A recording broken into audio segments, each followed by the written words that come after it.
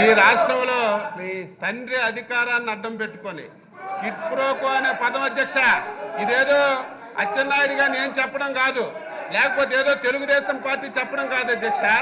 ఈరోజు సిబిఐలో 11 కేసులు పెట్టుకొని ఈడీఏ 47,000 కోట్ల రూపాయలు ఆస్తులు జప్తు చేసిన సంగతి నువ్వు మర్చిపోయి ఈరోజు నువ్వు మాట్లాడుతున్నావు.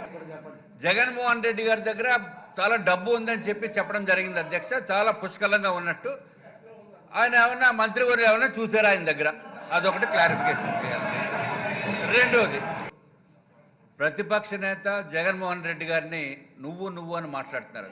అది కరెక్ట్ కాదు అధ్యక్ష. ఎందుకంటే సభా సాంప్రదాయాల్ని మనం పాటించవలసిన అవసరం ఉంది అధ్యక్ష.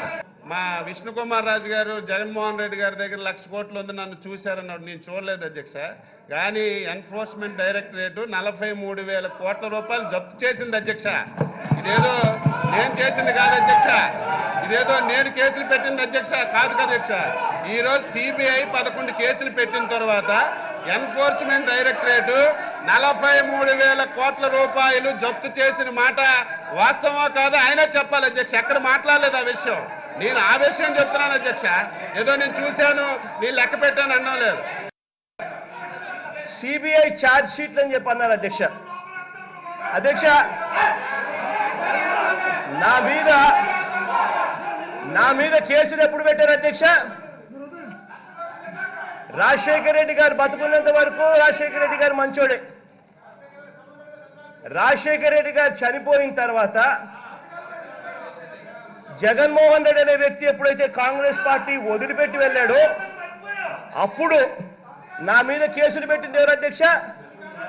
కాంగ్రెస్ పార్టీ వాళ్ళు, చంద్రబాబు నాయుడు గారికి సంబంధించిన తెలుగుదేశం పార్టీ వాళ్ళు ఇద్దరు కలిసి ఒకటై, అవును ఇదే అచ్చెన్నాయుడు గారు అన్న ఎర్రమనాయుడు గారు కేసులు పెట్టింది ఎవరు అధ్యక్ష? వీళ్ళిద్దరూ కలిసి నా మీద కేసులు పెట్టి, వీళ్ళిద్దరూ అంతవరకు రాజశేఖర రెడ్డి గారు మంచోడు, జగన్మోహన్ రెడ్డి గారు మంచోడు. కాంగ్రెస్ పార్టీ వదిలేసిన తర్వాత కాంగ్రెస్ పార్టీతో కుమ్మక్కై వీళ్ళు నా మీద కేసులు పెట్టారు అధ్యక్ష. ఇంకోటి అధ్యక్ష, రెండోది అధ్యక్ష, 43,000 కోట్లు అంటున్నారు. మొత్తం 11 ఛార్జ్ షీట్లు కూడా లెక్క కడితే తేలేదంత తెలుసా? మీరు మొత్తము ఆరోపణల కింద చూపించింది, ఆరోపణల కింద ప్రూవ్ అయింది కాదు, ఆరోపణల కింద చూపించింది కేవలం 1,200 కోట్లు. ఆ 1,200 కోట్లలో కూడా, ఆ 1,200 కోట్ల రూపాయలలో కూడా క్రైమ్ పీరియడ్కు సంబంధం లేని విషయాలు. క్రైమ్ పీరియడ్ అనేది 2004 నుంచి 2009, 2009కి సంబంధించింది కాకుండా 2009 తర్వాత కూడా సాక్షి అనే సంస్థ ఈరోజు ఆంధ్ర రాష్ట్రంలో ఉన్న ఈ సంస్థ దేశంలో నెంబర్ 8 అనే సంస్థ, దేశంలో నెంబర్ 8 సాక్షి. చెక్ చేసుకోండి, IRS రికార్డ్స్, ABC రికార్డ్స్. అటువంటి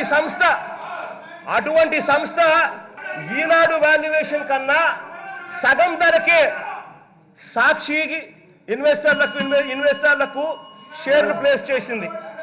ఎక్కడా దీంట్లో స్కాము లేదు. ఇన్వెస్ట్ చేసిన వాళ్ళంతా బంచోళ్ళు, ఇన్వెస్ట్ చేసిన వాళ్ళంతా లాభాల్లోనే పయనిస్తున్నారు. దానికి ఆ వాల్యూ ఉంది. ఎవరి దగ్గర ఎవరు నష్టపోయిన పరిస్థితులు ఎక్కడా లేవు. సాక్షి అనేది ఇవాళ number 8 in this country, ABC records, IRS రికార్డుల ప్రకారం. కాబట్టి ఎవడు ఈనాడులో ఇన్వెస్ట్ చేసినోడు నష్టపోలా, సాక్షిలో ఇన్వెస్ట్ చేసినోడు ఎవడు నష్టపోలా. కాబట్టి దయచేసి మీ రికార్డులన్నీ ఫస్ట్ పూర్తిగా మార్చుకునే కార్యక్రమం చేసుకోండి. ఫస్ట్ ఫ్యాక్స్ అయితే మీరు తప్పుదోవ పట్టించే దానికోసం ఎక్కడికెక్కడో తీసుకొని పోయి